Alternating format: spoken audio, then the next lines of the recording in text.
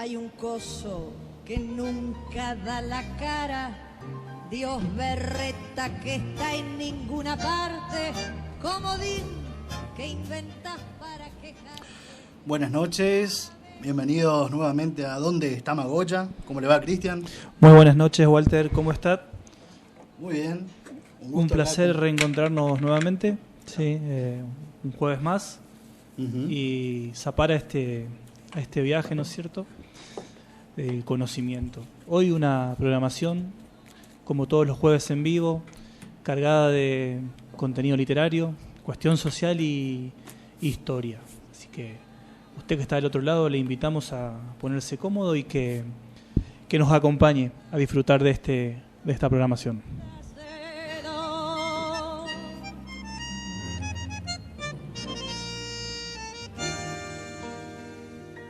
Hay un nadie que es víctima de todos y es anónimo rey de la macana, berretín que inventas de mala gana cuando ves tanto crimen sin autor. ¿Dónde está Magoya?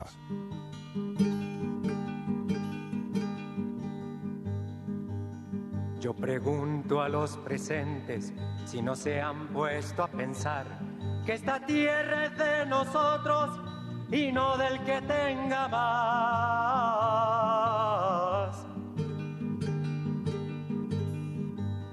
Yo pregunto si en la tierra nunca habrá pensado usted que si las manos son nuestras, es nuestro lo que nos dé. A desalambrar, que la tierra es nuestra, es tuya y de aquel, de Pedro y María, de Juan y José.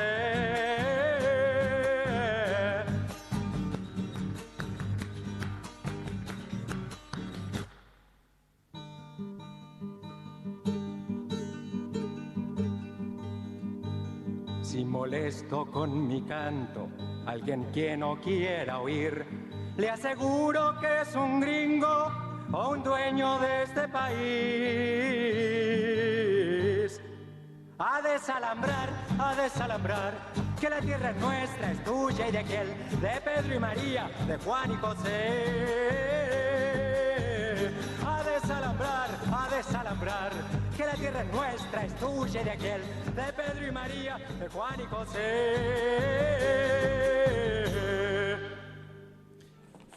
Con el seudónimo de Neftalí Ricardo Reyes Basualto, nació en Chile en 1904.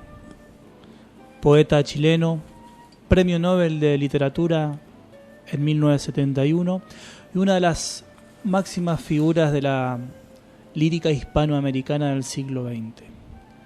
A la juventud de Pablo Neruda, nuestro invitado de la noche, pertenece el que es acaso el libro más leído de la historia de la poesía, de 20 poemas de amor y una canción desesperada. Walter, esta noche estamos con un personaje muy particular. ¿Sí? Sí, un hermanito chileno porteño. Porteño chileno. Porteño chileno, sí, porque el gentilicio de Valparaíso es porteño, justamente, porque es un puerto del Pacífico en Chile, ¿no? Mire, sí. Neruda, considerado entre los más destacados e influyentes artistas del siglo, ¿no es cierto? El siglo al que le dio vida, por el cual pasó. Bueno, además de haber sido senador de la República Chilena. Nada más, sí. Fíjese. Y embajador de Chile en Francia durante la presidencia de Salvador Allende. También, miembro del Comité Central del Partido Comunista. Sí. No es un hombre cualquiera, ¿sí? No, sino uno de los palos a los que solemos invitar todos los jueves, ¿no? Comprometido también con Chile, que durante tanto tiempo estuvo postergado, ¿no es cierto? Bajo, ¿no es cierto?, estos regímenes un poco duros, ¿sí? Elitista, como supimos tener también de este lado de la cordillera, ¿no? Ah, sí.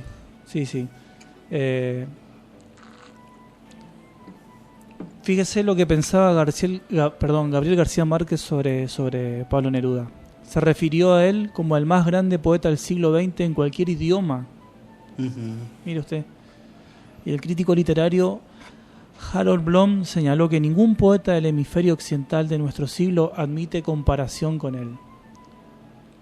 Fue también criticado, Walter, criticado por el hecho de poner en duda la autoría de algunas de sus obras, ¿no es cierto? Ujú. Sí. Pero bueno. Supuesta denuncia de plagio. Usted lo ha dicho.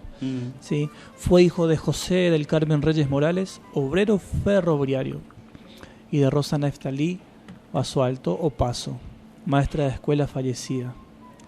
Sí. Perdón, maestra de escuela fallecida de tuberculosis. Sí, cuando Neruda tenía un mes de vida, su madre parte, ¿no es cierto? Ujú. Y queda al cuidado de su padre.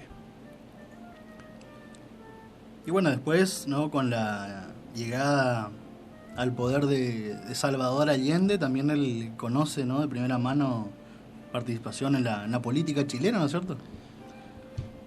Partidario de Allende, sí. Ujú. A quien también dio su apoyo. Ujú. Sí. En 1917 Walter publicó su primer artículo, perdón que lo corte, Entusiasmo y Perseverancia, uno de sus libros que era en el Diario de la Mañana de Temuco, en esta ciudad donde escribió gran parte de sus trabajos. Sí. Ujú. 1917. 1917. Ujú. Sí. Imagínese la edad que tenía, si nació en Jovencito. 1904. Jovencito, Ujú. tenía Un apenas pibe. Ujú. adolescente. Sí, sí, sí. Sí, y en 1919, aquí cuando estábamos con el gobierno de Irigoyen, obtuvo el tercer lugar en los Juegos Florales de Maule con su poema Comunión Ideal, o también conocido como El Nocturno Ideal, Ujú. que ese mismo año conoció a Gabriel Mistral. Ahí todavía Toda con la su- influencia, ¿no? Ahí todavía con su verdadero nombre, ¿no? Como Ricardo Reyes, ¿no es cierto? Con Ricardo Reyes, sí. Ujú. Después tomaría el seudónimo de Pablo Neruda, ¿no es De cierto? Pablo Neruda, sí, sí, sí. Fíjese con quiénes se codeaba. Sí. Tenemos los grandes de la época. ¿no es los cierto? grandes de la época. Sí, y bueno, volviendo un poco a lo que usted decía, este apoyo, o sea, militancia, ¿no es cierto?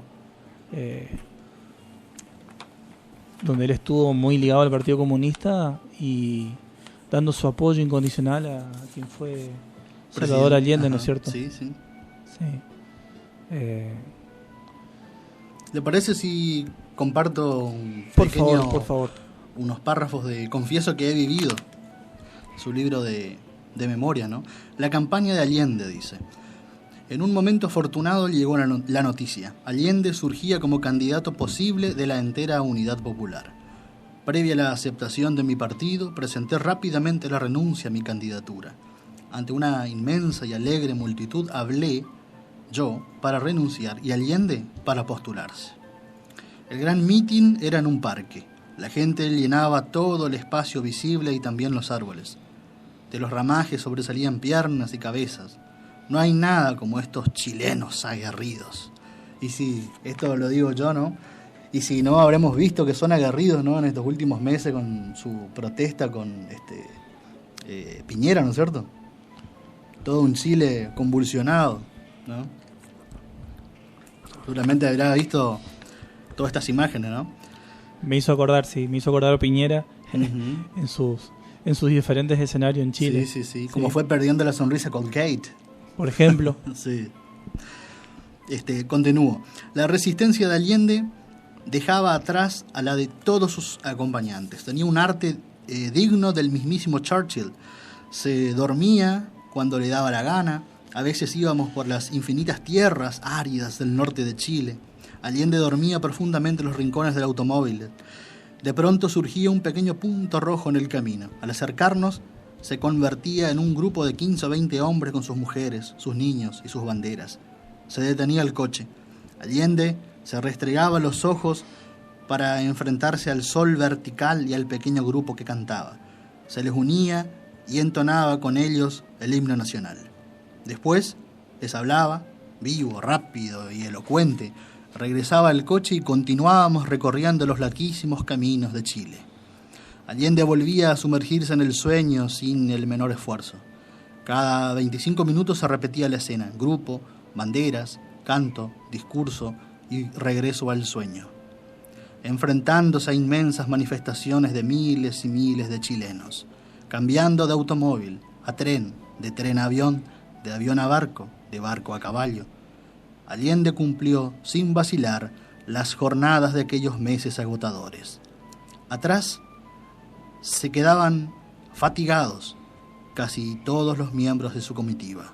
Más tarde, ya presidente hecho y derecho de Chile, su implacable eficacia causó entre sus colaboradores 4 o 5 infartos.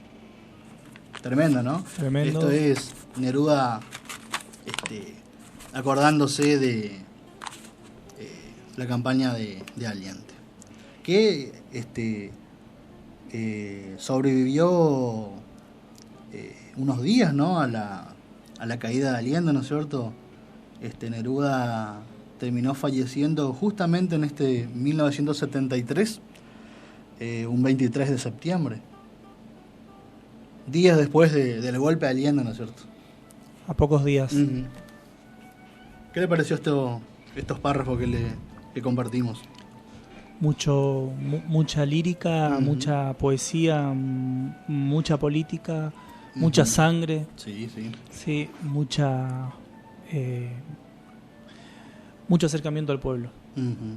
Y recordemos que ahí estaba hablando del norte de Chile, ¿no? Que si no hubiese sido por la guerra del Pacífico, del Salitre, ¿no?, a fines del siglo XIX, hoy en día sería parte de Bolivia, ¿no es cierto? Seguiría siendo parte de Bolivia y su salida al Uruguay. mar. Exactamente.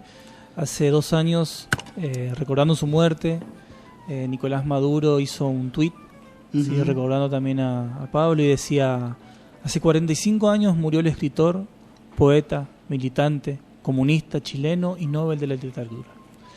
Pablo Neruda se destacó en el ámbito político-diplomático, y conocer la verdad sobre la causa de su muerte no es solo un pedimento familiar, sino de los pueblos de Latinoamérica. Y Uh-huh. termina el tuit con la palabra entre signos de admiración, ¿no es cierto?, justicia. Qué bien. ¿Puede ser que tenemos un pequeño audio de la biografía de Neruda? Tenemos un pequeño audio, déjeme buscarlo, Uh-huh. Walter. Qué impresionante, ¿no?, esto de Neruda, y siempre se lo recuerda por su lado más romántico, ¿no es cierto? Y sin embargo no recordamos el aspecto donde este romanticismo se hace política, ¿no es cierto?, con su acercamiento al gobierno de Salvador Allende y este interesante proyecto socialista en Chile, ¿no? De Chile para Latinoamérica. De Chile sí, para porque Latinoamérica. Como Sí, todos estos poetas militantes no solo pensaban en su territorio nacional, sino que ya esto de la patria grande que Claro. conocemos hoy en día Uh-huh. no nace, ¿no es cierto?, justamente en todos estos revolucionarios. Uh-huh.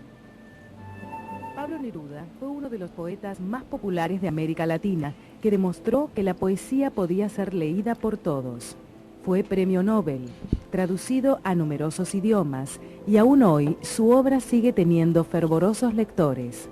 Fue acusado de agente soviético por sectores de la derecha y de burgués y sibarita por sectores de la izquierda. Fue cónsul, senador y embajador, y también fue un exiliado y un perseguido político. Se definió a sí mismo como un hombre de una sola mujer, pero se casó 3 veces y tuvo incontables amantes y amores dispersos por todo el mundo. En su poesía abordó temas trascendentes, indagó sobre la vida y la muerte, pero no dejó de lado los temas cotidianos y aparentemente sin importancia, y compuso cantos al ajo, al caldillo de congrio y a la uva. Sus poemas, que marcaron generaciones de lectores, señalan un hito en la historia de la literatura. Muy interesante, ¿no? Y las contradicciones personales también que tienen todos los escritores, ¿no? Y también como el amor nos lleva a contradecirnos en algunos aspectos, ¿no es cierto? ¿No es cierto? Mm. Así es la poesía. Así es la poesía. Y la vida, la poesía que se hace su propia vida, ¿no es cierto? Es una dialéctica, digo yo. Sí, la poesía hace al hombre y el hombre hace a la poesía. Sí, desde esa mirada sartreana, ¿no es cierto?, el existencialismo. También Que bueno, así nacen los revolucionarios. Sí, sí, que estaba en boga en su momento, ¿no es cierto? En su juventud, posteriormente de su adultez, ¿no? Sí. Podríamos decir, ¿no es cierto?, respecto a la dimensión política de Pablo Neruda, que fue un aporte indispensable para el conocimiento más pleno, ¿no es cierto?, e integral de la vida. La obra, la acción de un chileno que sumó a su deslumbrante poesía el coraje militante. Bueno, no sé, diría yo que personifica un ejemplo conmovedor de lo que es la dignidad y la consecuencia de la democracia. Ujú. Él fue un hombre muy comprometido en todos los aspectos, sí, también como no solo como militante, sino como familia. Recordemos también, Walter, que estuvo exiliado, sí. Neruda realizó la travesía para escapar de una persecución política durante el otoño del 49, así como varios de los poetas que estuvieron por aquí, por este programa. Vivió meses en la clandestinidad entre Santiago y la comuna de Futrono. Futrono es una de las 4 comunas pertenecientes a la provincia del Ranco, ¿sí?, región de los ríos de Chile, que se encuentra en la ribera nororiental. ¿Sí? Bueno, ya es un clásico, ¿no?, de los escritores latinoamericanos, esto de experimentar el exilio, ¿no es cierto? Como muchos. Y bueno, así a mediados de abril llegó al incógnito de París, y gracias a la protección de varios amigos, entre ellos, ¿no es cierto?, Picasso, logró regularizar su situación. Después reapareció públicamente en la sesión de la clausura del primer congreso del Movimiento Mundial de Partidarios de la Paz. ¿Sí? Ahí conforma lo que es el Consejo Mundial de la Paz, fue parte de él. Y desde Europa, Walter emprende numerosos viajes junto a su mujer, Delia del Carril. Estuvo por Checoslovaquia, Unión Soviética, Polonia, Hungría. Así que también esto plasma un poco en sus poesías, todo este romance, no solo por el viaje, no por los distintos lugares del mundo, sino por Delia del Carril. Y bueno, recién podemos decir que regresa a Chile allí por el año 1953, si mal no recuerdo, si no estoy desorientado. Uh-huh. Sí, ya para unirse a la campaña. Sí, mediados del siglo.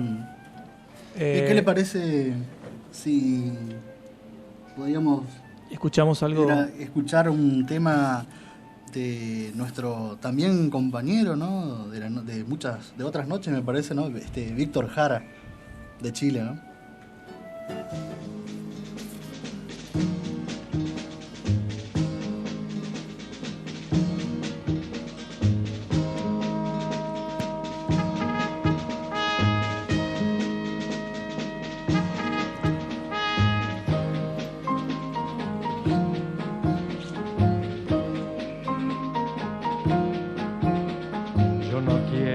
Patria dividida, ni por 7 cuchillos desangrada.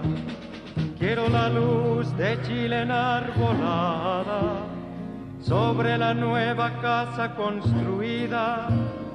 Yo no quiero la patria dividida, ni por 7 cuchillos desangrada.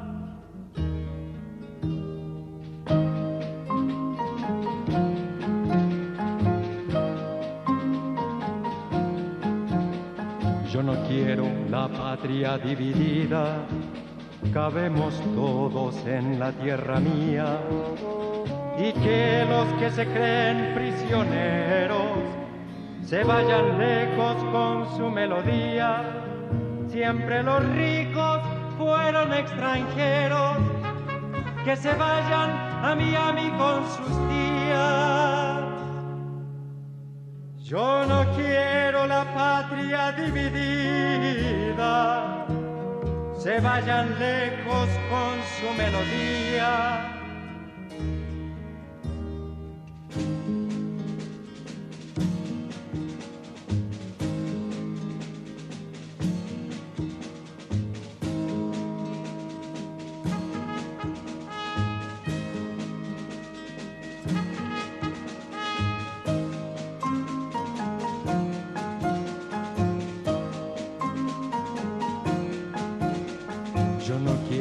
esta patria dividida, cabemos todos en la tierra mía. Yo me quedo a cantar con los obreros en esta nueva historia y geografía. Yo me quedo a cantar con los obreros en esta nueva historia y geografía. En esta nueva historia y geografía.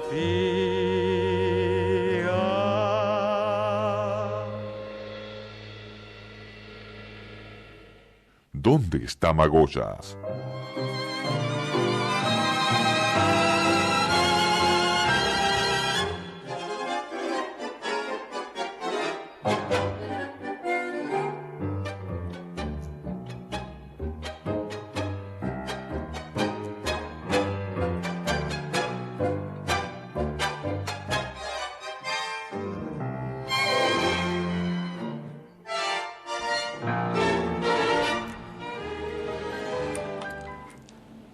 Estuvimos viendo en las noticias en los últimos días unos reclamos, ¿no es cierto?, de lo que fue la policía bonaerense y repercusiones en diferentes partes del arco político, ¿no es cierto?, y asimismo sectores de los profesionales, ¿no es cierto? En este caso vamos a ver un comunicado que sacó la Federación de Psicólogos de la República Argentina, donde expresa lo siguiente, que la Junta Ejecutiva de la Federación de Psicólogos de la República Argentina repudia toda acción que ponga en peligro las instituciones democráticas y expresa su profunda preocupación sobre las posibles derivaciones de que algunos efectivos de las fuerzas policiales armadas, con uniforme y con patrulleros, rodearan la Quinta Presidencial como modo de reclamar aumentos salariales. Lejos de cuestionar la solicitud de mejoras salariales, el modo de peticionarlo visibiliza una actitud de amedrentamiento inadmisible en un contexto democrático. En un país donde hemos sufrido el terror producido por el Estado, esta situación no solo constituye una amenaza a la estabilidad de las instituciones, sino también al equilibrio y la estabilidad en la salud mental de los ciudadanos. Para reflexionar un poco sobre este comunicado o traer a colación alguna otra perspectiva sobre el tema, vamos a entablar una comunicación telefónica con acá el amigo y compañero Carlos Bornan. Buenas noches, Carlos. Buenas noches, ¿cómo estamos? Muy atento escuchando acá la radio. La verdad que para mí fue muy sensato, ¿no es cierto?, esta comunicación que sacó FEPRA, que vamos a poner un poco de contexto, ¿no? El FEPRA es la Federación de Psicólogos de la República Argentina, a nivel estatal, ¿no es cierto? Uh-huh. Como para contextualizar un poco, no soy vocero, solo soy un psicólogo haciendo una lectura del comunicado que emitieron el día de ayer. Claro. Bueno, antes que nada, ¿no es cierto?, la historia de la psicología o la historia de la carrera de psicología en sí, uh-huh, en Argentina, está muy, muy vapuleada por los golpes de Estado. Uh-huh. Hay que tener en cuenta que la primera carrera de psicología se estableció formalmente en Rosario, uh-huh, en el 1955. Y después, en el 57, se fundó también la carrera en la UBA, ¿no es cierto? Uh-huh. Entonces, si bien era como de la Facultad de Filosofía y Letras, entonces había todo un caldo de cultivo, uh-huh, de otras intertextualidades, se podría decir, o de otras disciplinas con las que los futuros primeros psicólogos de Argentina se codeaban, ¿no es cierto? Sí. Personas de parte de la antropología, personas de parte de la filosofía, uh-huh, de las sociales, ¿no es cierto? Entonces, en cierta medida también la psicología, no sé si estoy medio, capaz estoy saturando un poquito, pero bueno, esta cuestión de que la psicología, uh-huh, también es una herramienta de cambio social, ¿no es cierto? Sí. Para la posibilidad de una herramienta de cambio social tiene que construirse una política sana ¿qué es una política sana? Una política de diálogo, ¿no es Claro. cierto? Eso es justamente una de las herramientas de la psicología, ¿no? Sí. El diálogo, la terapia a través del diálogo.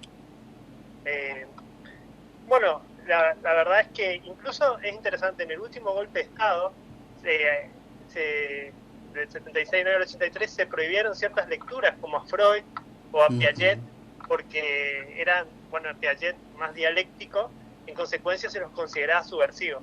Claro. ¿No es cierto? Entonces, de última, sí, a mí me preocupa mucho un poco como varios colegas, ¿no es cierto?, no han estado defendiendo, mostrando su postura o repudio a este hecho, porque la verdad es que se están, a ver, las Fuerzas Armadas entrando en los lugares académicos nunca ha sido bueno para ningún tipo de carrera, y menos para la psicología, que es una ciencia humana y social, ¿no es cierto? Sí, sí. Entonces, no sé si... A ver, yo no creo que hay tanto la psicología en Misiones, sino que hay psicólogos, ¿no? Y Claro. capaz se ha cometido un poco el error de que muchos psicólogos se han aburguesado un poco. ¿A qué me Claro. refiero con esto? No tanto porque yo soy un comunista acérrimo, ¿no es cierto? Que los burgueses son enemigos, sino Sí, aburguesado en el sentido de que se ha chanchado, de que en una primera instancia los primeros psicólogos de Argentina fueron los que llevaron estas luchas en su práctica. Es muy gracioso porque al principio los psicólogos, nadie tenía mucha idea de qué hacían los psicólogos en el principio de la década del 70. Entonces no eran llamados a trabajar en el hospital, no eran llamados a grupos o instituciones como lo son ahora, que ya tienen un cierto renombre la psicología, ¿no? Ellos mismos elaboraban y se metían en instituciones, y muchas veces por trabajo ad honorem o como cooperadores, ¿no es cierto? Muchas veces igual bajo la sombra del psiquiatra, ¿no? O sea que perdió este contacto, ¿no?, con la sociedad que tenía en ese momento. Y yo creo que sí. Ojo, me quería resaltar, por ejemplo... Como en líneas generales, ¿sí? Sí, bueno, pero por ejemplo, quería resaltar que el Colegio de Psicólogos de Misiones no emitió ningún tipo de comunicado, ¿no? De nada, así que respecto a, ¿no es cierto?, esta cuestión de dominio público, ¿no?, de este amedrantamiento, ¿no es cierto? Pero bueno, hay que resaltar que la APM, que es la Asociación de Psicoanálisis de Misiones, que es una institución que tiene como objeto transmitir la enseñanza del psicoanálisis bajo la forma de una asociación civil, sí emitió un comunicado, ¿no es cierto?, más o menos parecido al del PEPLA, ¿no?, condenando las acciones y posibilitando o buscando una respuesta más democrática y dialoguista, ¿no? Pero bueno, yo creo que sí. Bueno, ojo, Sartre, a ver, tomando un poco una herramienta más de la filosofía, Sartre decía ya que la psicología muchas veces iba a terminar siendo la herramienta para que los burgueses, ¿no es cierto?, para que las clases altas se saquen esas angustias individuales que tienen. Y muchas veces eso evita que tomen conciencia de todas las problemáticas que nos atraviesan a todos, ¿no? Las cuestiones del barrio, las cuestiones de la seguridad, de los derechos de nuestros semejantes, ¿no? Entonces reducen a que el problema o la mala salud psíquica es las relaciones con nuestros padres, las relaciones con nuestros hijos, nuestras propias neurosis, pero nosotros todos estamos conectados. No somos individuos en la consecuencia de que no nos podemos dividir, sino que constantemente estamos en relacionamiento con otras personas. Entonces, ahí el diálogo cumple un papel esencial. Pero sí, bueno, perdón, creo que me disgregué un poco. No, está bien, perfecto. No sé si lo dijimos, porque vos hablás con conocimiento de causa, sos profesional de la psicología, licenciado en psicología, ¿no es cierto? Sí, por supuesto. Entonces, bueno, yo creo que es una crítica certera, ¿no? Y que bueno, que capaz yo, que todavía soy un poco joven, debo admitir, capaz un poco idealista todavía, y veo que tal vez que algunos colegas de algunos años mayores, ¿no es cierto?, han perdido un poco ese brillo o ese humanismo, ese pequeño altruismo que muchas veces uno entró con esa idea a la psicología, ¿no es cierto? Y bueno, yo creo que nunca es tarde de retomar. Y ojo, esto es para algunos. Conozco igual psicólogos que tienen muy en cuenta el factor social, que trabajan en instituciones, que trabajan más allá de un consultorio separado del mundo, ¿no es cierto?, con otro paciente. Claro, que ya tomaron distancia un poco este contacto con la sociedad y se recluyeron, digamos, en su trabajo dentro de su propia... Y termina siendo un onanismo mental de ellos, ¿viste? O sea, yo creo que el psicoanálisis o ciertos saberes de la psicología son importantes, pero cuando vos ponés ese libro o esa ciencia por sobre todo y perdés contacto de esa heterogeneidad de discursos que antes o desde siempre, yo creo, ha tenido la psicología, ¿no? La filosofía, un poquito de medicina, neurociencia, un poquito de antropología, ¿no es cierto?, de pensamiento, de lógica, y se quedan como un poco estancados, ¿no es cierto?, en esos compartimientos teóricos, ¿no? Y donde, bueno, entre ellos se juntan a veces y se palmean, ¿no es cierto?, los hombros, creyendo que hacen un buen trabajo, pero bueno, yo creo que más allá de la función del psicólogo en sí, yo creo que cualquier profesional termina siendo un poco mejor profesional cuando piensa su práctica. Tenemos en cuenta, por ejemplo, el maestro o un profesor, ¿no es cierto? Más allá de que sea un profesor de matemática que tenga una excelente sapiencia respecto a la geometría o las cuestiones aritméticas, ¿no es cierto?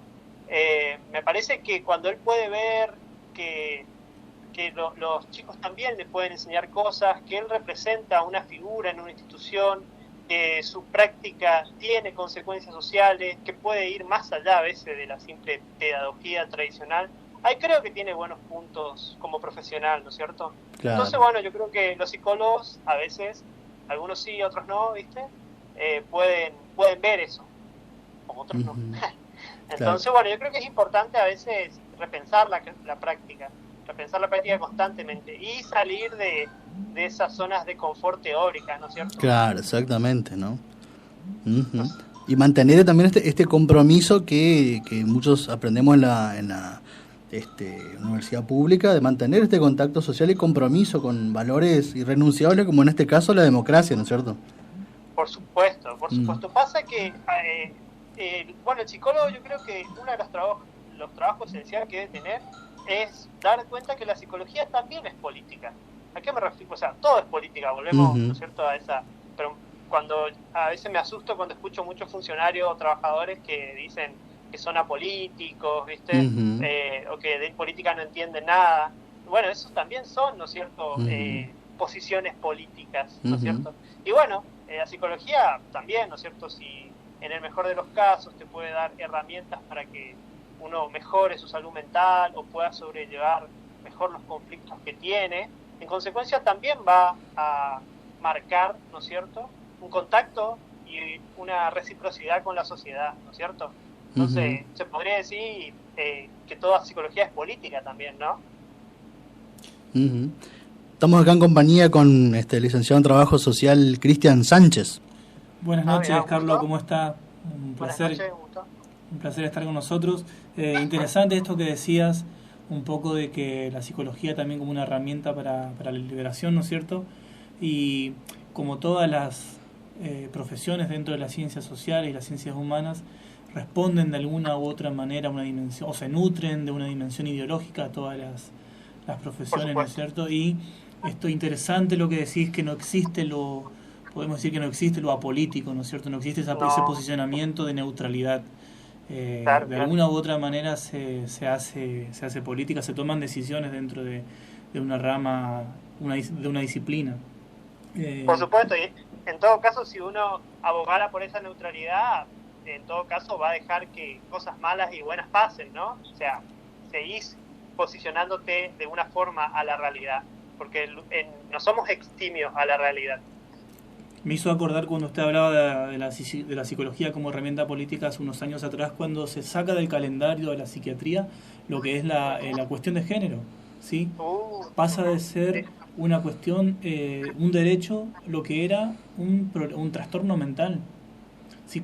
Ahí vemos cómo la psicología juega un papel, un posicionamiento, una herramienta para la liberación y la reivindicación de los derechos humanos.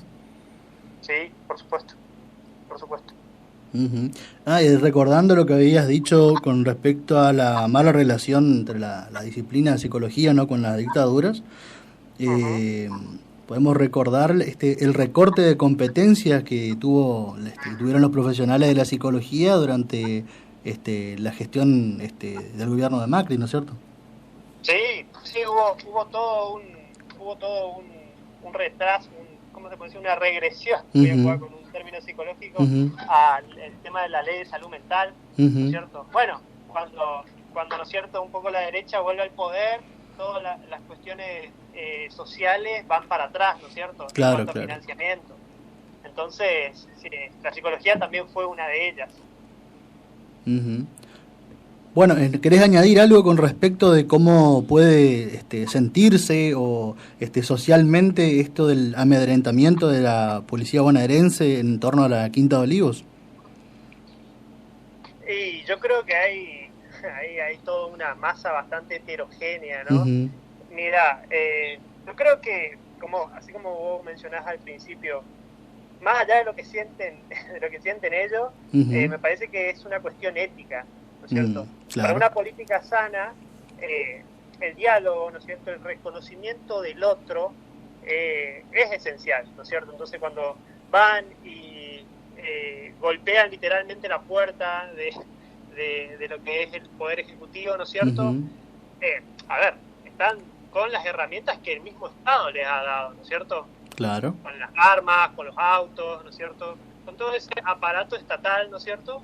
Es como, para mí es como muy fuerte. A mí literalmente me preocupa que muchas personas no estén hablando más de ello, o colegas, ¿no es cierto?, no estén hablando más de ello. ¿Qué Es tal? una situación casi golpe de Estado, en cierta medida, ¿no? Esta Sí, fuerza sí. que se subleva. No sé, no sé qué piensan ustedes. Sí, no, y justamente esto, ¿no?, del amedrentamiento y cómo un poco no es consciente buena parte de la sociedad y de los profesionales lo que significó esta demostración de falta de principios democráticos, ¿no?, de parte de esta fuerza de seguridad. Totalmente, totalmente. Y también me parece que también los profesionales no somos democráticos cuando no criticamos o no repudiamos estos accionarios bravucones, ¿no es cierto? Sí, sí. Porque al fin y al cabo, si no lo hacemos, estamos cumpliendo sobre las bases de nuestra profesión. Seguro. ¿Cierto? Si alentamos, si decimos que tienen razón o que son lo mismo, ¿no es cierto? Son lo mismo la figura del militar con la figura del revolucionario, por ejemplo, y no sé por qué estudiamos psicología, no sé por qué estudiamos ciencias humanas, ¿no es cierto?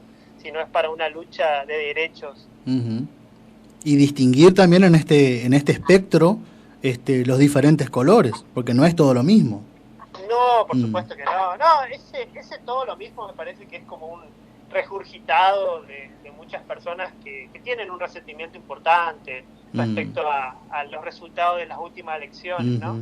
Sí, seguro. No, pero me refiero en el caso de profesionales como la psicología, es tampoco no reconocer tu lugar en la sociedad, ¿no es cierto? No. Porque esto repercute necesariamente en el ejercicio de tu profesión. Si es que llegan al poder estas fuerzas de derecha que históricamente recortaron tanto el ejercicio como parte de la bibliografía de la carrera. Yo creo que a veces muchos profesionales dejamos un poco de lado la historia, ¿no? Y la historia nos sirve como esa herramienta, ¿no?, para tratar de evitar que se cometan los mismos errores. Claro, la memoria. Claro, la memoria.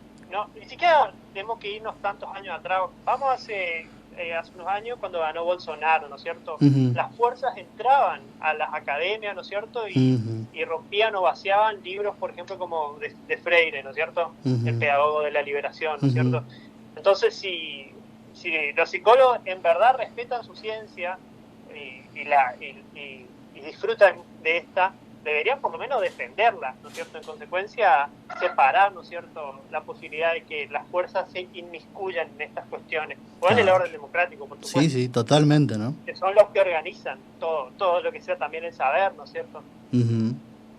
Bueno, no queremos sacarte más tiempo, me parece que fue muy claro todo lo que pudiste aportar a esta cuestión. No sé si hay algo más que querés añadir. No, muchos saludos y bueno, celebro el trabajo que hacen ustedes, me encanta escucharlo y siempre me enriquezco un poco más.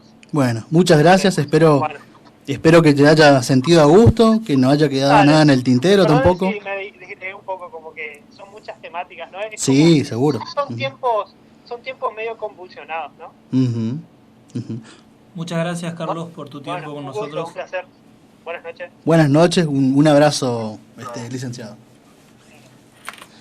Bien, estuvimos en comunicación telefónica con el licenciado en psicología Carlos Bornand, que vino un poco a echar luz, reflexionar un poco sobre esta cuestión bastante crítica socialmente que atravesamos los argentinos, con esta inaceptable presencia y amedrentamiento de las fuerzas de seguridad de la provincia de Buenos Aires en las puertas, ¿no?, de la residencia oficial del presidente, que representa a todos los argentinos, representa a la democracia, ¿no es cierto?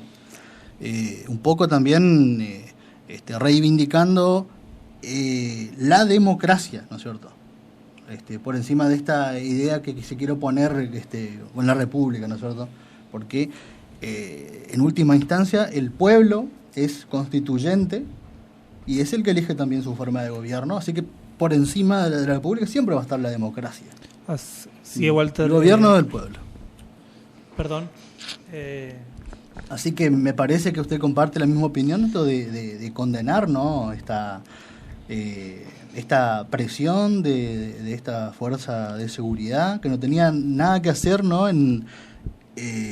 con el Poder Ejecutivo Nacional, porque es una cuestión de la provincia de Buenos Aires, ¿no? En todo caso, debería ir a protestar a La Plata, ¿no?, capital de la provincia, sin toda esta exhibición de fuerza, ¿no?, de utilizar los patrulleros, los uniformes, las armas, ¿no es cierto?, y poner en vilo a buena parte de los argentinos que vamos viendo como acá se tejen seguramente otros intereses por debajo, ¿no?, de los principios democráticos y el respeto a lo que es la memoria colectiva, ¿no es cierto?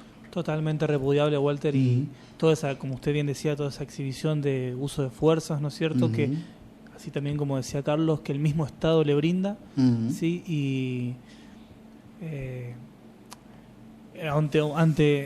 uno, primeramente en un periodo de pandemia, ¿no es cierto?, donde estamos restringiendo el contacto por una cuestión también de salubridad, Sí. y otro que, como demostrando también, yo puedo hacerlo, vos no podés hacerlo. La impunidad que le da la aportación de armas, ¿no? Que el pueblo, confiando en estas fuerzas, le confiere esta aportación con total responsabilidad, ¿no es cierto? Y bueno, buena parte de los argentinos nos vemos defraudados por esta actitud, ¿no es cierto? Esto no quiere decir que desconozcamos que es un reclamo genuino, ¿no?, que es importante que se los escuche y que tengan su reivindicación salarial, pero ahora esta forma, tal como buena parte del arco político lo dijo en su momento, no es la forma, ¿no?, de ir a amedrentar tanto la residencia del gobernador de la provincia de Buenos Aires como la sede de la residencia, ¿no?, del presidente de la Nación, con un reclamo y siguiendo estas formas, ¿no?, de la aportación, de exigir. En un momento le exigieron al presidente que salga para hablar con ellos, y ellos ahí todos armados, ¿no? Dicho sea de paso, también en una actitud ilegal, ¿no?, porque esto hay muchos juristas que lo consideran como un acto sedicioso, ¿no es cierto? Totalmente, violatorio de los artículos 229 y 230 del Código Penal de la Nación. Totalmente descontextualizado, ¿no es cierto? Sí, sí. Así que bueno, una cuestión ahí para ver hasta qué punto crían alas, ¿no es cierto?, la fuerza, cuando no se tiene un control muy fuerte sobre ellas, ¿no es cierto? Un poco quiero traer a colación esta oposición que trae Zaffaroni también del Estado policial y el Estado de Derecho, ¿no es cierto? Cuanto más se inclina la balanza hacia el Estado policial y dar rienda suelta, ¿no?, al poder punitivo de las fuerzas policiales, sucede esto también, que se pone un poco en entredicho el respeto a la institucionalidad, ¿no?, como sucedió ayer, ¿no es cierto? Totalmente de acuerdo. Sí, al respecto, por ahí quería agregar o leer un fragmento desde una mirada sociológica. ¿Sí? Norberto Alayón, trabajador social y sociólogo por la Universidad de Buenos Aires, hizo un ensayo, una publicación en abril del 2011 que se llama Basta de chicos policías. Sí, y dice, fue publicado aquí en Posadas Misiones. En noviembre de 2010 escribió una nota sobre los niños y niñas policías, la cual fue publicada en distintos boletines y páginas digitales del país. En la misma hacía referencia a la irridación de variadas experiencias de policía infantil, gendarmería infantil, en la provincia de Chubut, Salta y Misiones. Llamaba la atención acerca de la proliferación de estos programas de involucramiento policial de los niños y las niñas, existente en más de una decena de las provincias argentinas, lo cual implicaba una suerte de militarización de nuestras infancias. Indudablemente, desde estas supuestas cándidas e inofensivas propuestas, se tiende a fortalecer y reproducir en la sociedad desde la propia infancia un estilo de comportamiento cultural que privilegia una férrea disciplina militarizada basada en el orden, las órdenes y la rigurosa obediencia.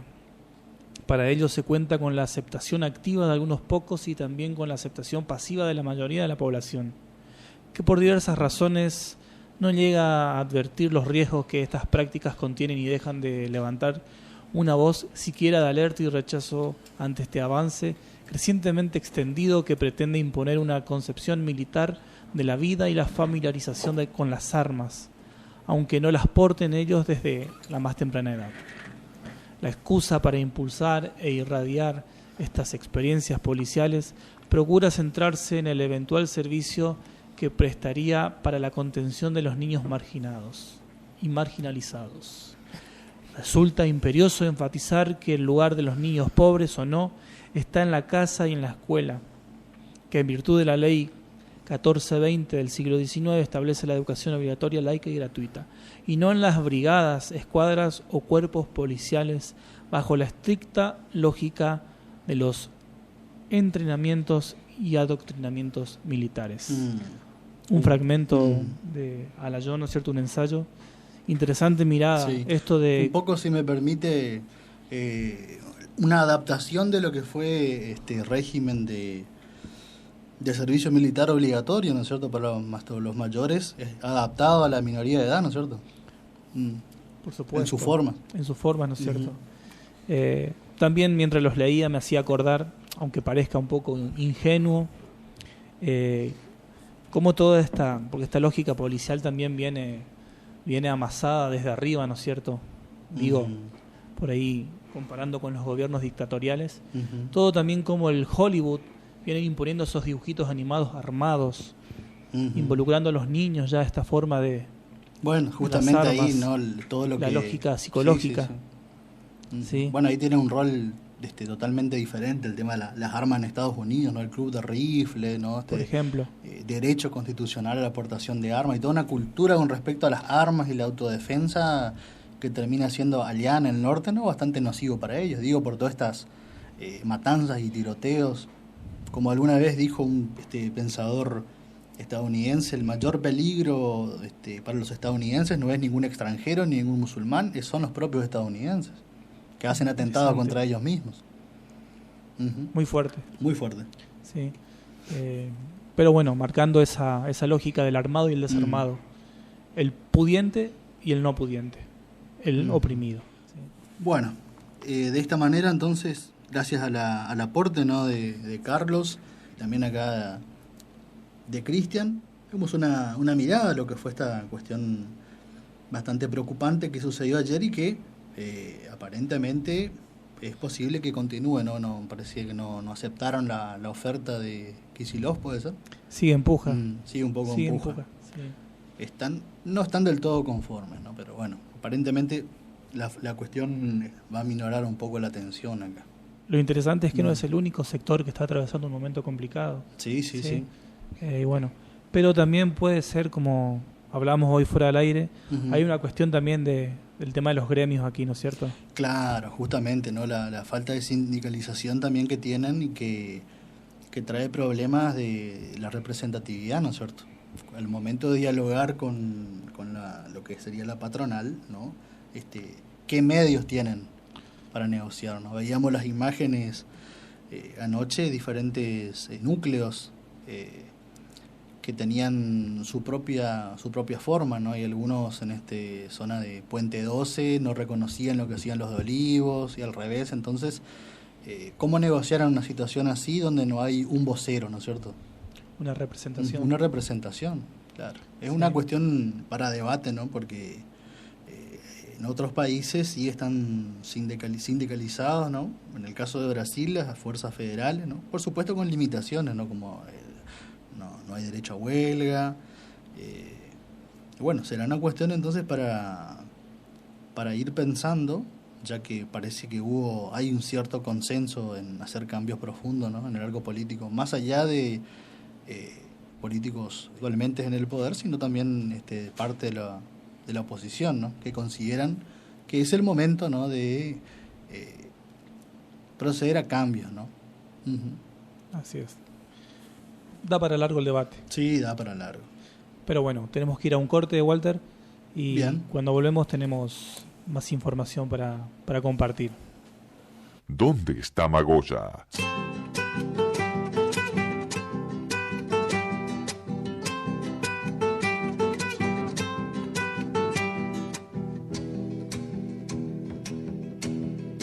Abre sendas por los cerros, deja su huella en el viento, el águila le da el vuelo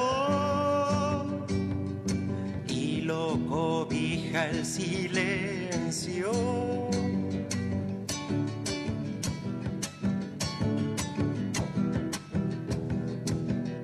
Nunca se quejó del frío, nunca se quejó del sueño. El pobre siente su paso y lo sigue como ciego. Córrele, córrele, córrela, por aquí, por allí, por allá. Córrele, córrele, córrela, córrele que te van a matar. Córrele, córrele, córrela, córrele que te van a matar. Córrele, córrele, córrela.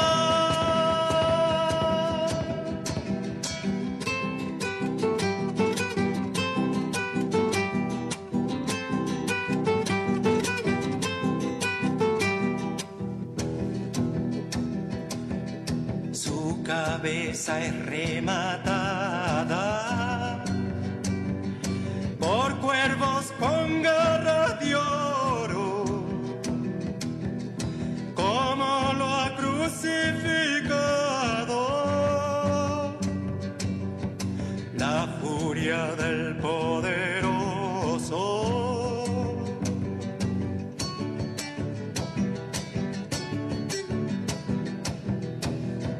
Hijo de la rebeldía, lo siguen 20 más 20, porque regala su vida. Ellos le quieren dar muerte. Córrele, córrele, córrela, por aquí, por allí, por allá. Córrele, córrele, córrela, córrele que te van a matar. Córrele, córrele, córrela, córrele que te van a matar. Córrele, córrele, córrela.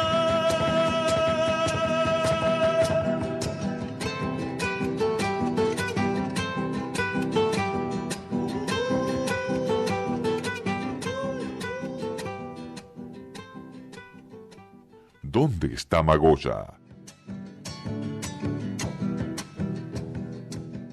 Un 11 de septiembre de 1973, vivíamos en nuestros hermanos chilenos vivían lo que sería para Latinoamérica uno de los más feroces, siniestros y cinematográficos de la historia, el golpe a Salvador Allende, ¿no? Que pondría en el poder durante muchos años a Augusto Pinochet.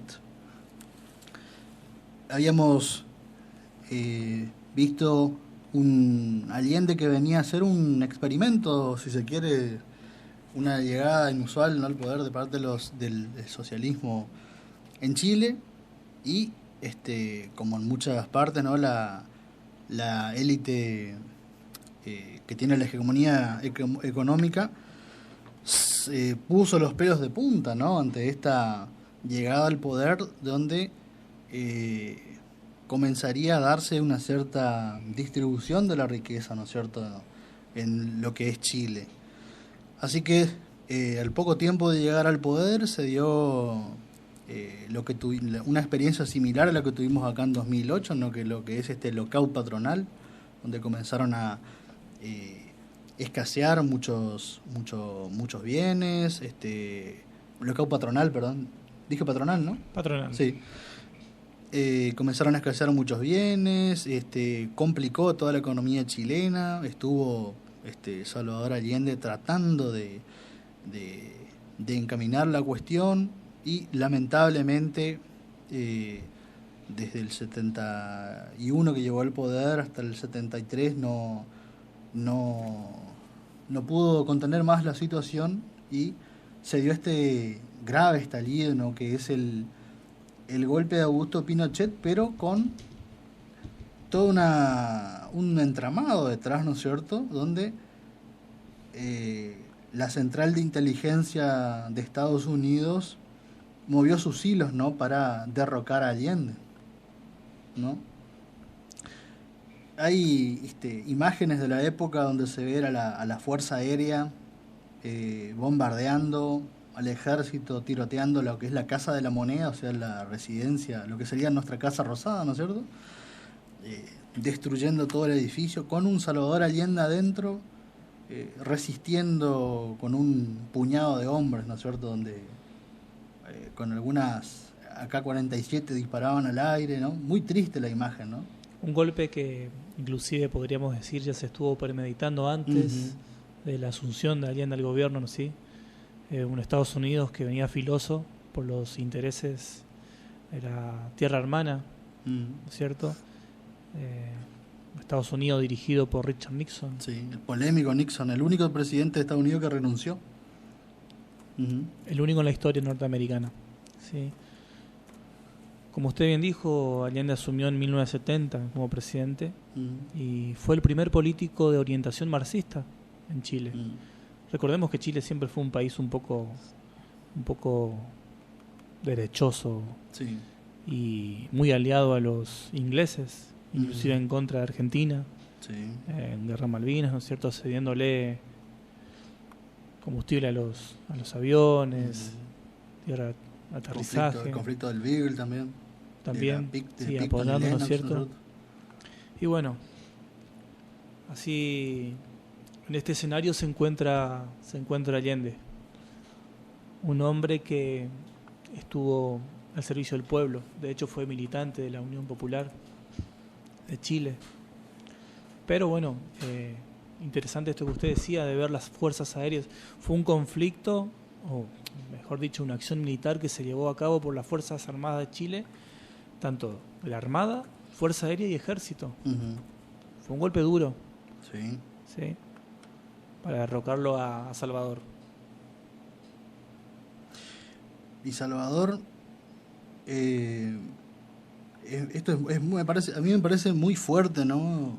Además por todas las imágenes que uno puede ver de un Santiago de Chile con el cielo surcado, ¿no?, con aviones, tanques, jeeps, toda una espectacular movilización, ¿no?, de las fuerzas, y al mando de un Augusto Pinochet que había sido puesto por Allende. Fíjese el nivel de traición, ¿no?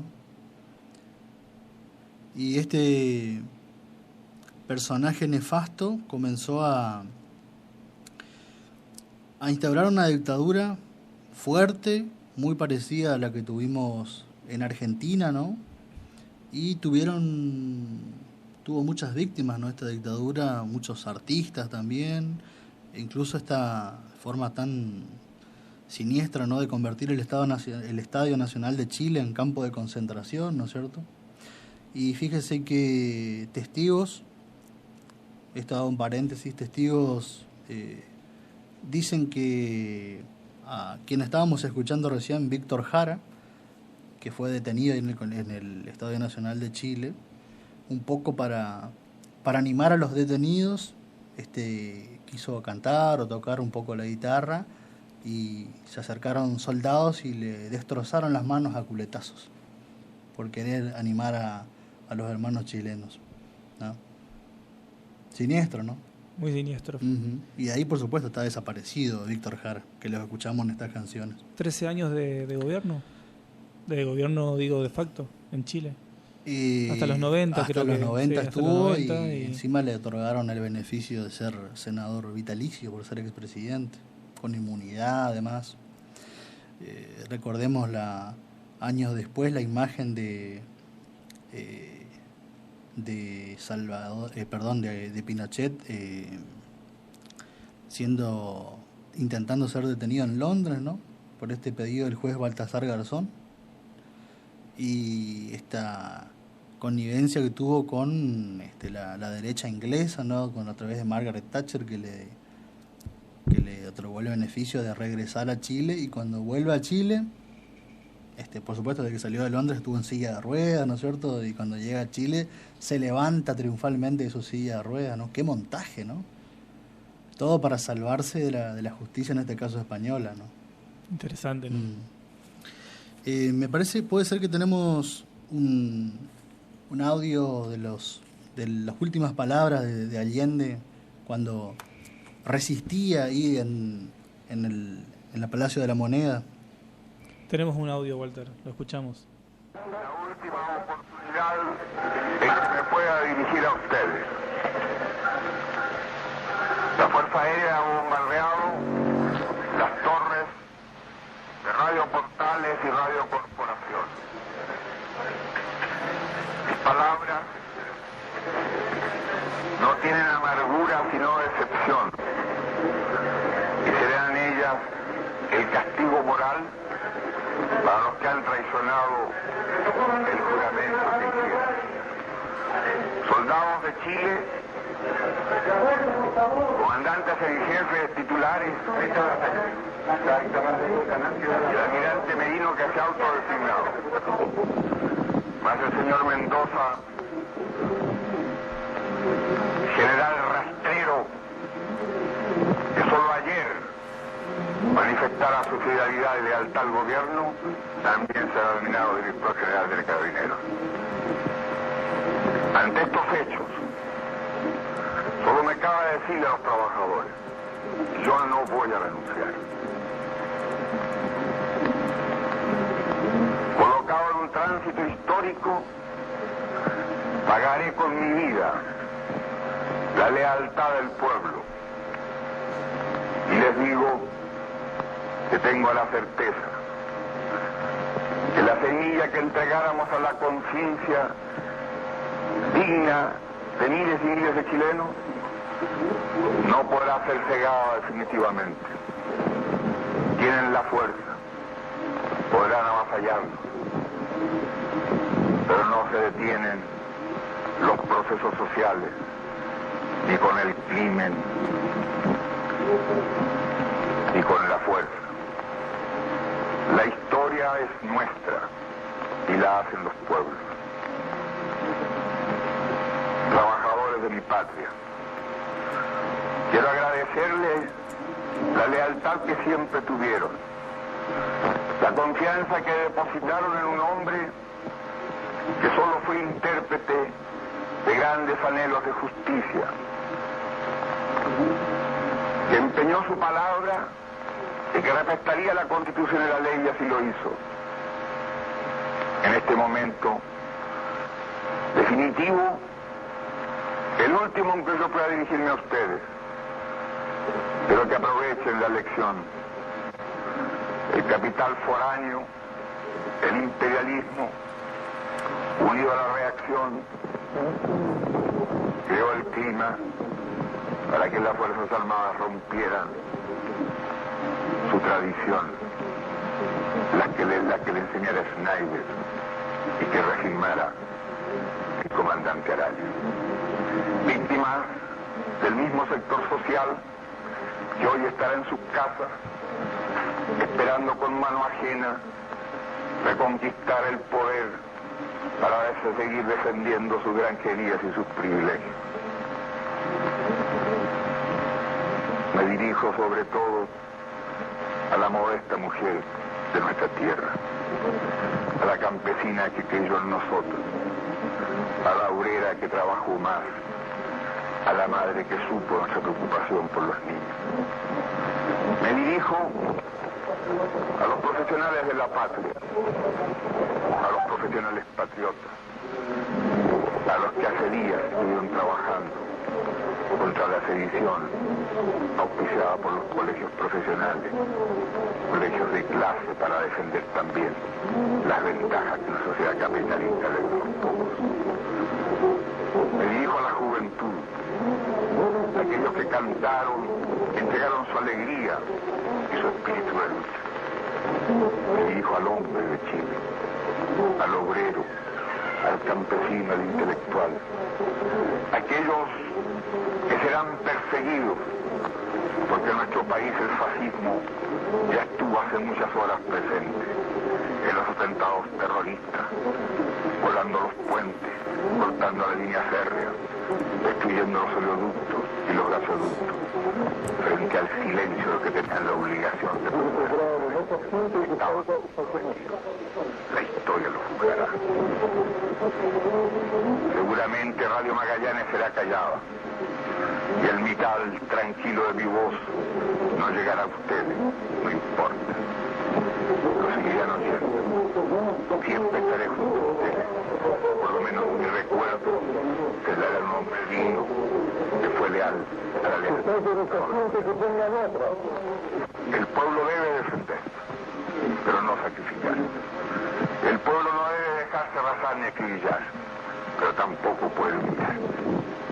Trabajadores de mi patria, tengo fe en Chile y su destino. Superará otros hombres este momento gris y amargo donde la traición pretende imponer. Sigan ustedes sabiendo que mucho más temprano que tarde, de nuevo, abrirán las grandes alamedas por donde pase el hombre libre para construir una sociedad mejor. ¡Viva Chile! ¡Viva el pueblo! ¡Vivan los trabajadores! Estas fueron mis últimas palabras. Tengo la certeza de que mi sacrificio no será en vano. Tengo la certeza de que por lo menos será una lección moral que castigará la felonía, la cobardía y la traición.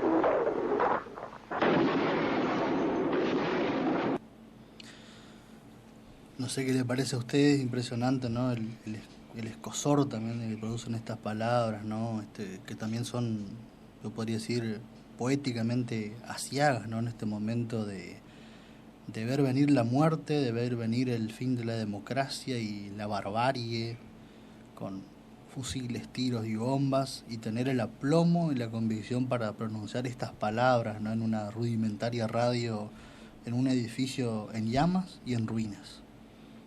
En un momento decía, los procesos sociales no se determinarán, seguirán, continuarán, podrán atacarnos, pero...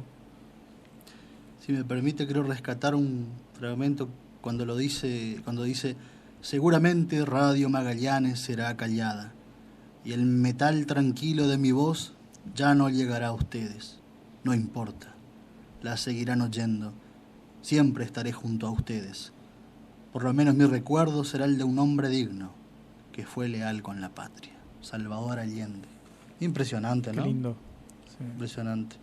Hay un muy lindo poema con respecto a esto de Gonzalo Millán, que sería muy interesante ver esta representación que hace en retrospectiva de todo lo que fue sucediendo del 11 de septiembre de 1973 a su pasado inmediato, podríamos decir. Escuchémoslo. El río invierte el curso de su corriente. El agua de las cascadas sube. La gente empieza a caminar retrocediendo. Los caballos caminan hacia atrás. Los militares deshacen lo desfilado. Las balas salen de las carnes. Las balas entran en los cañones. Los oficiales enfundan sus pistolas. La corriente penetra por los enchufes. Los torturados dejan de agitarse. Los torturados cierran sus bocas. Los campos de concentración se vacían. Aparecen los desaparecidos. Los muertos salen de sus tumbas. Los aviones vuelan hacia atrás. Los rockets suben hacia los aviones. Allende dispara. Las llamas se apagan. Se saca el casco. La moneda se reconstituye íntegra. Su cráneo se recompone. Sale a un balcón. Allende retrocede hasta Tomás Moro. Los detenidos salen de espalda de los estadios. 11 de septiembre.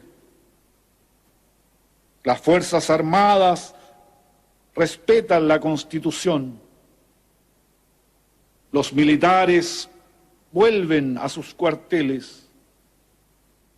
Renace Neruda.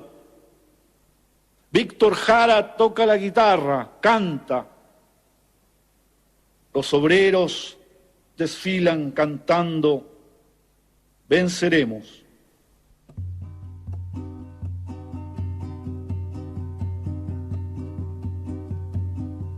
Volver a los 17, después de vivir un siglo, es como descifrar signos, sin ser sabio competente. Volver a ser de repente, tan frágil como un segundo. Volver a sentir profundo, como un niño frente a Dios. Eso es lo que siento yo en este instante fecundo. Se va enredando, enredando, como en el muro la hiedra, y va brotando, brotando, como el mosquito en la piedra, como el mosquito en la piedra, y ahí sí, sí, sí. Mi paso retrocedido, cuando el de ustedes avanza, el arco de las alianzas ha penetrado en mi nido, con todo su colorido, se ha paseado por mis venas, y hasta las duras cadenas con que nos ata el destino, es como un diamante fino que alumbra mi alma serena. Se va enredando, enredando, como en el muro la hiedra, y va brotando, brotando, como el mosquito en la piedra, como el mosquito en la piedra, y ahí sí, sí, sí. Lo que puede el sentimiento no lo ha podido el saber, ni el más claro proceder, ni el más ancho pensamiento. Todo lo cambia al momento, cual mago condescendiente nos aleja dulcemente de rencores y violencia. Solo el amor con su ciencia nos vuelve tan inocentes. Se va enredando, enredando, como en el muro la hiedra, y va brotando, brotando, como el mosquito en la piedra, como el mosquito en la piedra, y sí, sí, sí. El amor es torbellino de pureza original, hasta el feroz animal susurra su dulce trino peregrinos, libera a los prisioneros, el amor con sus esmeros, al viejo lo vuelve niño, y al malo solo el cariño lo vuelve puro y sincero. Se va enredando, enredando, como en el muro la hiedra, y va brotando, brotando, como el musguito en la piedra, como el musguito en la piedra, y ahí sí, sí, sí. De par en par la ventana se abrió como por encanto, entró el amor con su manto, como una tibia mañana, al son de su bella diana, hizo brotar el jazmín, volando cual serafín, al cielo le puso arete, y mis años 17 los convirtió el querubín. Se va enredando, enredando, como en el muro la piedra, y va brotando, brotando, como el musguito en la piedra, como el musguito en la piedra, y sí, sí, sí.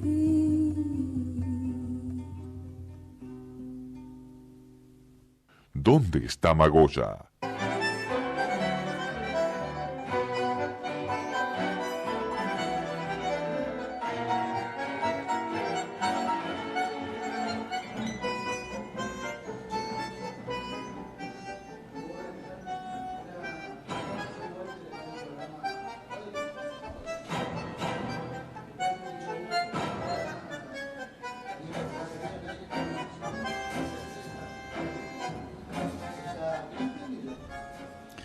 Bueno, estamos en un nuevo bloque, adentrándonos un poco a la cuestión social, y este jueves vamos a tocar algunos temas referidos a lo que es el agro, la industria, la inclusión de los jóvenes al sector rural y el desarrollo rural. Y estamos en comunicación telefónica con un referente, ¿no es cierto?, que del Ministerio del Agro, que es el subsecretario de Planificación, que es Martín Ibarguren. Buenas noches, Martín, ¿nos escuchás? Buenas noches, Martín. Estamos acá en vivo en ¿Dónde está Magoya? Con Cristian Sánchez y Walter Nesnek. ¿Cómo estás? Hola, Cristian. Hola, Walter. ¿Cómo están? Muy bien, un gusto que estés con nosotros. Gracias por tu tiempo, por estar con nosotros en este programa. No, gracias a ustedes por llamar. Siempre a disposición. Está bueno difundir las cosas que estamos haciendo, así que les agradezco el llamado. Bueno, como te presentábamos, sí, como subsecretario de Planificación de lo que es el Ministerio del Agro, Sí. Queríamos conocer un poco los nuevos lineamientos y planificaciones que están abordando, ¿no es cierto?, desde dicha institución en la provincia de Misiones. Sí, sabemos que están trabajando muy fuertemente con lo que es la inclusión de los jóvenes. Bueno, sí, nosotros tenemos varios ejes estratégicos en el ministerio. La idea era plantear una gestión que pueda resolver más allá de las cuestiones coyunturales que tenemos todos los años, que están referidas a los ciclos de las cosechas, a la estacionalidad de las producciones, y bueno, que son algunos temas que se dan año a año en la provincia. Poder plantear algunos temas de fondo que tienen que ver primero con el arraigo rural. Nosotros pensamos que es muy importante empezar a fortalecer estas políticas de arraigo, sobre todo porque se está demostrando en Argentina que estos modelos de desarrollo que han generado grandes espacios urbanos y han perdido a las familias en el campo generan muchos problemas. En Misiones tenemos una política de colonización que nos da una buena matriz como para tener un desarrollo con familias en el campo, y bueno, apostamos muy fuertemente a esto. En el marco de esa política de arraigo nos parece fundamental el trabajo con jóvenes, para que tengan las mismas oportunidades y las mismas condiciones de vida que los jóvenes de las ciudades. Entonces pensamos espacios rurales que tengan industrias de mediano de mediano porte, industrias que puedan tener tecnología, que en las chacras también llegue la tecnología y la digitalización, que tengamos buenos caminos. Bueno, la verdad que estamos planteando un eje de trabajo muy fuerte en lo que es el arraigo rural, y para eso los jóvenes son muy importantes. Esto en toda la provincia de Misiones, ¿sí? Sí, sí. Bueno, otra de las cosas que hemos hecho es fortalecer la presencia institucional del Ministerio en toda la provincia. Tenemos un equipo de trabajo de extensionistas rurales, de profesionales, que también pensamos en darle una nueva mirada a la extensión rural. Antes la extensión rural siempre se pensó como una asistencia a las cuestiones netamente productivas. Entonces teníamos una extensión rural basada en el trabajo de ingenieros agrónomos y veterinarios, y ahora estamos armando equipos mucho más integrales que puedan tener una mirada holística de la ruralidad, y entonces no solo estamos sumando ingenieros agrónomos y veterinarios, sino que también tenemos científicos sociales, economistas. Necesitamos tener también mucha presencia de ingenieros relacionados a las nuevas tecnologías, sobre todo en informática, comunicaciones, el desarrollo de aplicaciones. Entonces la extensión rural ha cambiado, necesitamos tener una extensión rural mucho más compleja, y me parece que con eso vamos a achicar la brecha existente entre las ciudades y el campo, ¿no? Uh-huh. Bueno, ¿y cómo siguieron con este proyecto durante la pandemia? En la pandemia, en marzo, cuando la pandemia ya se hizo presente en Argentina, o estaba por llegar, que la provincia se adelantó a tomar algunas medidas que tienen que ver con el establecimiento del aislamiento. Después Nación se sumó. Nosotros teníamos un trabajo muy fuerte para hacer, porque nosotros estamos muy ligados al sector de producción de alimentos.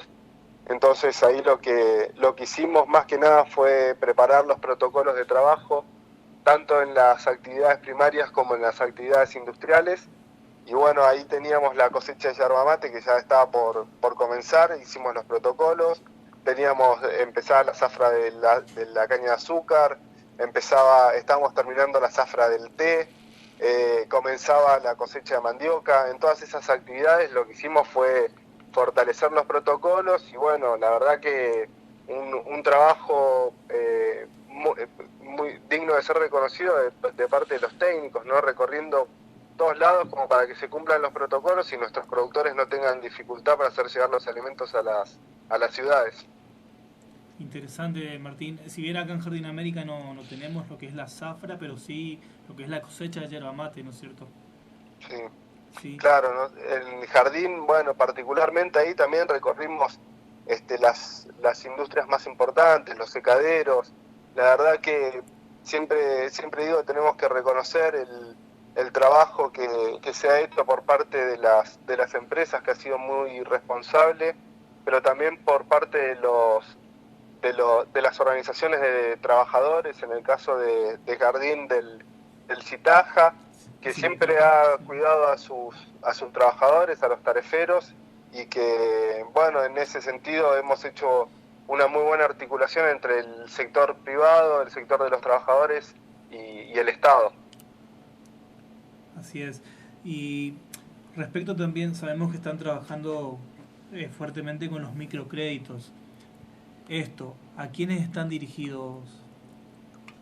El tema de créditos, nosotros segmentamos y es cierto que tenemos algunos créditos que son de pequeños montos o de montos medianos, que los estamos trabajando en articulación con el Fondo de Crédito de Misiones. En el Ministerio también tenemos algunos créditos que están relacionados con la emergencia agropecuaria. Ahora estamos intentando cerrar algunas líneas de financiamiento con distintos ministerios de Nación, sobre todo con el Ministerio de Producción y con el Ministerio de Agricultura de la Nación. Así que lo que estamos haciendo es segmentar las herramientas crediticias y de financiamiento como para poder llegar a todos los productores y a todas las industrias sea cual sea su categoría, ¿no? Si son pequeños productores, tenemos créditos que son mucho más accesibles y de pequeños montos, sobre todo para capital de trabajo y rotación, giros de corto plazo. Y bueno, también estamos intentando aumentar los montos de créditos para las industrias. Estamos trabajando con las industrias de té, con las industrias de yerba. Ahora estamos desarrollando también toda una línea que tiene que ver con la mejora de calidad e inocuidad de alimentos. El Ministerio está trabajando en tema de alimentos por indicaciones tanto del Ministro como del Gobernador. Estamos desarrollando toda la línea de valor agregado de industrialización de la ruralidad, y entonces la calidad y la inocuidad de los alimentos es una de las patas fundamentales como para tener mayor competitividad, tanto para llegar a los mercados internos como para llegar a los mercados externos. Muy interesante esto, lo que nos decís. Y esto, bueno, también articulado aquí con las organizaciones sindicales, ¿sí? Claro, sí, para nosotros es fundamental poder trabajar desde el Estado en articulación y en diálogo con el sector empresarial, tanto cooperativo como privado, y es fundamental tener la participación de los trabajadores, la voz de los trabajadores rurales y de los trabajadores industriales en la definición de políticas. Nos parece que esas son las tres patas que tienen que estar sentadas en las mesas paritarias para definir las políticas. Así es. Bueno, Martín, muchas gracias por la entrevista, gracias por este tiempo. No sé si gracias a ustedes, Cristian, te agradezco la comunicación, le quiero mandar un saludo a toda la audiencia, a toda la gente de Jardín. Estamos siempre por ahí, tenemos grandes amigos, grandes compañeros, así que bueno, los felicito por el programa y a disposición.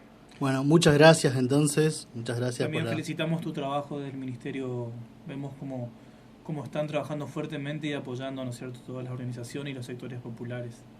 Muchas gracias, muchas gracias. Bueno, agradecemos entonces la comunicación. Un Nos estamos placer. viendo cuando quieran. Bueno, muchas gracias. Un abrazo. Adiós. Bien, estuvimos en comunicación entonces con Martín Ibarburen, ¿no? Subsecretario de Planificación del Ministerio del Agro y la Producción de la provincia de Misiones.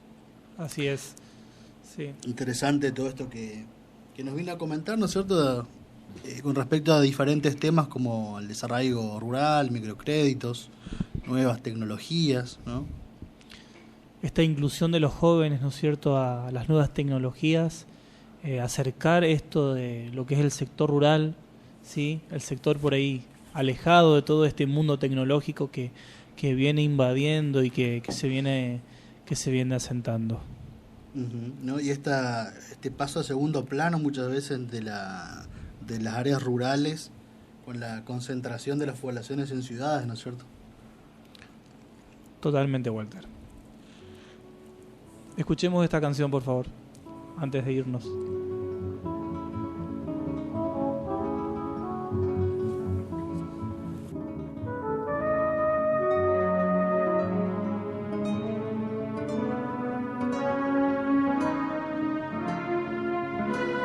Selva, noche, luna, pena en el yerbal.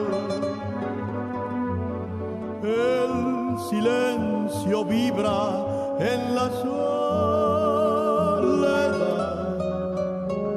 y el latir del monte quiebra la quietud con el canto triste del pobre mensú. Yerba verde, yerba en tu inmensidad, quisiera perderme para descansar y en tus hojas frescas encontrar la miel que mitiga el surco del látigo cruel. Neike, el grito del capanga va resonando. Neike, Neike, fantasma de la noche que no acabó. Noche mala que camina hacia el alba de la esperanza. Día bueno que forjarán los hombres de corazón.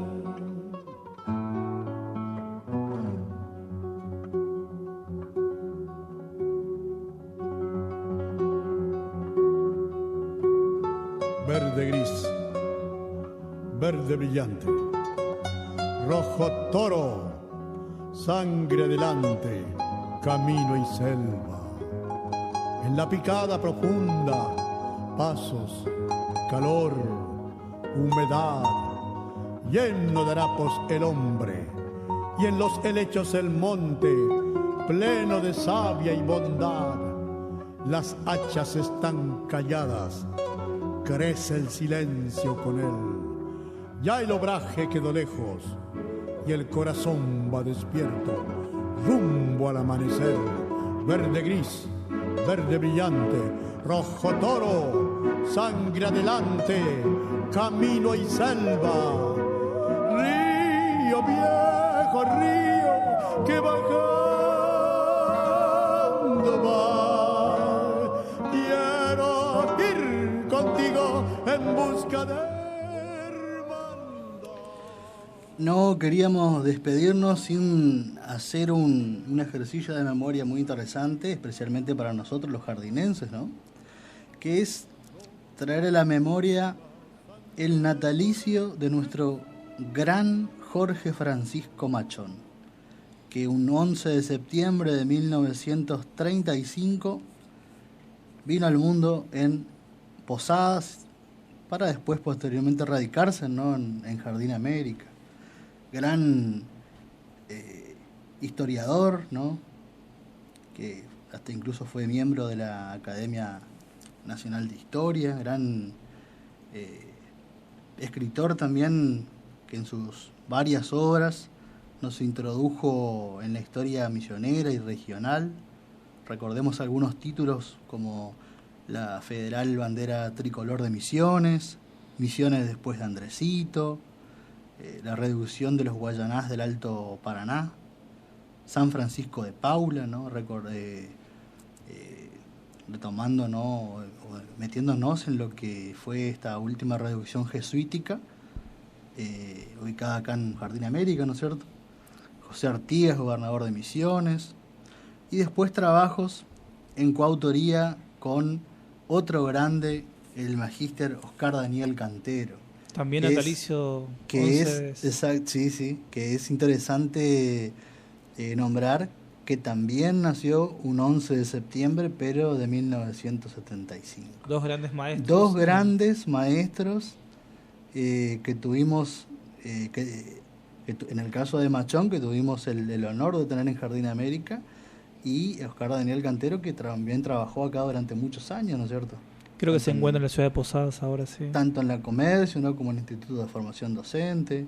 Y bueno, y posteriormente, como dice usted, en el Instituto del Profesorado Ruiz Montoya y en la Facultad de Humanidades de la UNAM.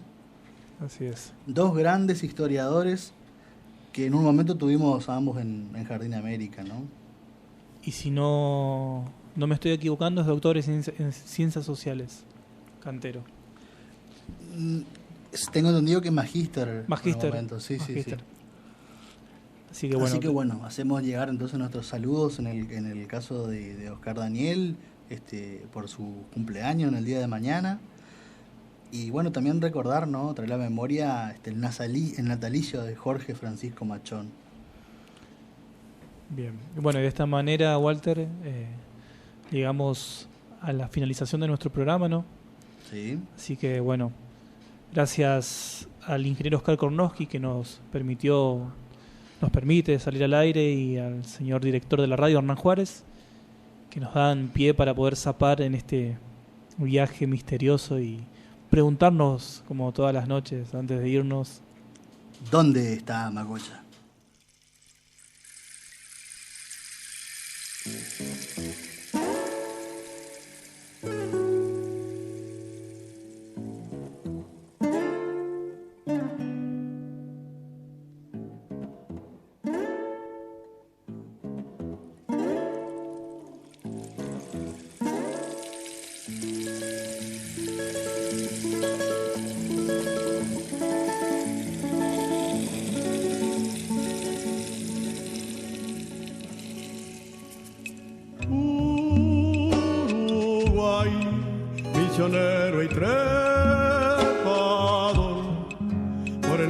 reconoce va tu canto de sol. Uruguay, gigantesca Curillo, es una jangada azul cayendo hacia el mar por el Uruguay. Yo me quiero ir buscando la flor del amanecer allá en el confín, rumbo a San Javier, volver a vivir.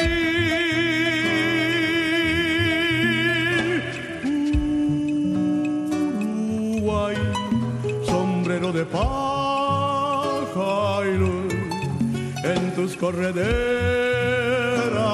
hoy, fuego, monte y sol.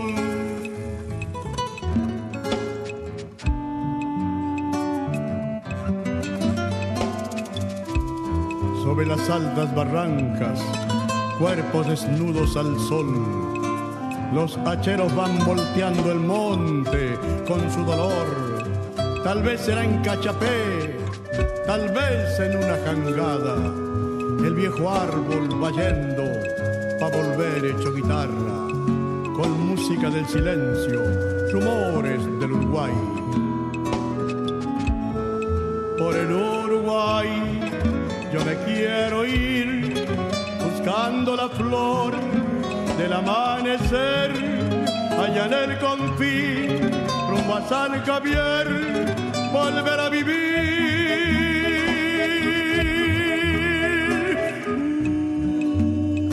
Uruguay, sombrero de paja y luz, en tus correderas hoy, fuego, monte y sol, por el Uruguay, rumbo a San Javier. Yo quiero